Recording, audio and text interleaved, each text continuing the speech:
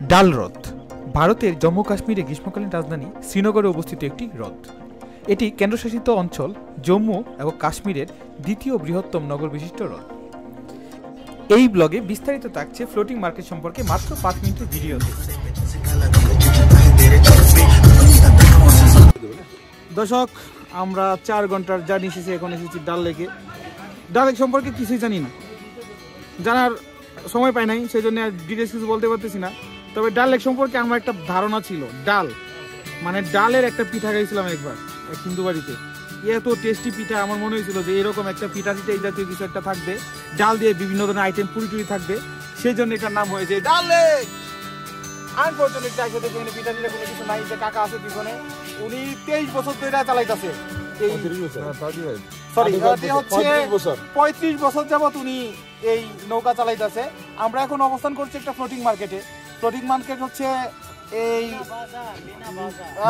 মিনা বাজার, ঠিক আছে। মিনা বাজারে ধরেন এই যে ভাইয়েরা দেখা যাচ্ছে যে যন্ত্রপাতি কাপড় চোপড় নিয়ে বসে আছে, 3 টাকা জিনিস 4 টাকা বিক্রি করবে, 10 টাকা বিক্রি করবে।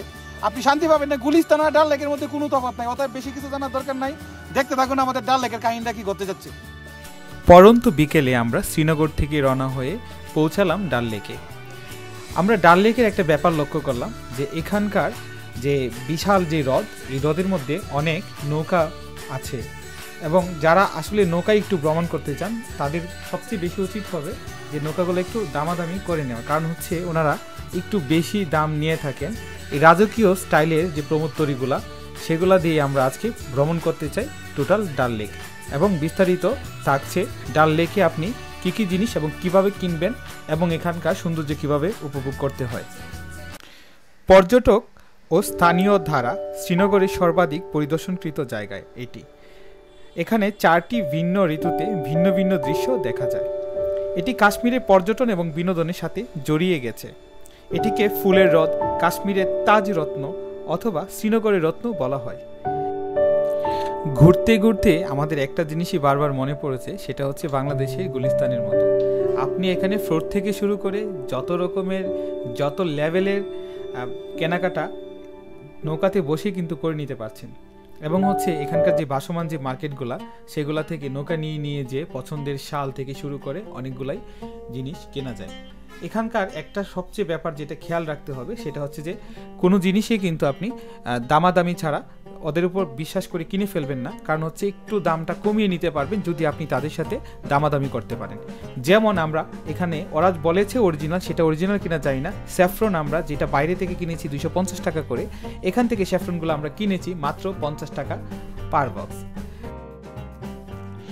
আচ্ছা, আমরা যেটা দিয়ে ঘুরছি সেটার নাম হচ্ছে শিকারা। এখন কথা হচ্ছে যে আপনি যখন কাশ্মীরে যাবেন ডাল লেকে ঘুরতে, শিকারা দিয়ে কীভাবে ঘুরবেন? শিকারা দিয়ে ঘুরতে গেলে অনেকটা পাখি শিকারির মতো মনে হয়ে গেছে আমার। কারণটা হচ্ছে শিকারা যখন ঘুরতে যাই আমরা, তখন আমাদের কাছে 2500 3000 এরকম রুপি চেয়েছে জাস্ট ভ্রমণটা করে নিয়ে আসবে। কিন্তু আমরা লাস্টে দামাদামি করে মাত্র 700 টাকায়, মানে রুপি 700 রুপিতে আমরা শিকারা যে ড্রাইভার, যিনি আমাদেরকে পাইলট, যিনি আমাদেরকে ঘুরিয়ে বেরিয়েছেন, ওনাকে রাজি করাতে পেরেছিলাম এবং আমরা মাত্র 700 রুপি দিয়ে পুরা ডাল লেক ঘুরে বেরিয়েছি। এবং এটা যে উপভোগ্য, এটা যে একটা আরামদায়ক জার্নি ছিল, সেটা নিঃসন্দেহে বলা চলে, অনেক আরামদায়ক ছিল। এবং হচ্ছে ডাল লেকে ঘুরতে ঘুরতে আমরা অনেক মজা করেছি। বিশেষ করে পানির উপর ভাসমান যে মার্কেটগুলা, সেগুলা অদ্ভুত রকম সুন্দর লাগতেছিল লাইটের আলোতে। এবং আমাদের মতো অনেক লোক এখানে এসেছিলেন যারা বাইরে থেকে প্রচুর পরিমাণে কেনাকাটা করতেছিলেন হকারদের কাছ থেকে। এই রোডটি বাণিজ্যিকভাবে মাছ ধরা এবং জলজ উদ্ভিদ আহরণের জন্য গুরুত্বপূর্ণ উৎস। প্রায় 15.5 কিলোমিটার পার্টি একটি বীথিকার সাথে সারিবদ্ধ মুঘল সাম্রাজ্যের বাগান, প্রমোদ উদ্যান, বাসযোগ্য বজরা সরাইখানা বেষ্টিত। মুঘল সম্রাট জাহাঙ্গীরের শাসনামলে তৈরিকৃত তীরবর্তী বাগান যেমন শালিমার উদ্যান, নিশাত উদ্যান থেকে রঙিন শিকারায় ভ্রমণের সময় হৃদয়ের নান্দনিক দৃশ্য দেখা যায়। শীতকালে তাপমাত্রা মাঝে মাঝে -11 ডিগ্রি সেলসিয়াস পর্যন্ত নেমে যায়, ফলে লেকে বরফ জমে। ডাল লেকের পূর্ব ঐশ্বর্য ফিরিয়ে আনার জন্য ভারত সরকার প্রায় $275 মিলিয়ন, টোটাল হচ্ছে $11 বিলিয়ন ব্যাপক বিনিয়োগ করেছে। আমার এরকম ছোট ছোট ভিডিও পেতে আমার চ্যানেলটি সাবস্ক্রাইব করে রাখুন এবং হচ্ছে 5 মিনিটের মধ্যে যে কোনো দর্শনীয় সম্পর্কে জেনে ফেলুন বিস্তারিত। আর সাবস্ক্রাইব করে রাখুন রাহাতদার ট্রাভেলার্স। ধন্যবাদ সবাইকে সাথে থাকার জন্য।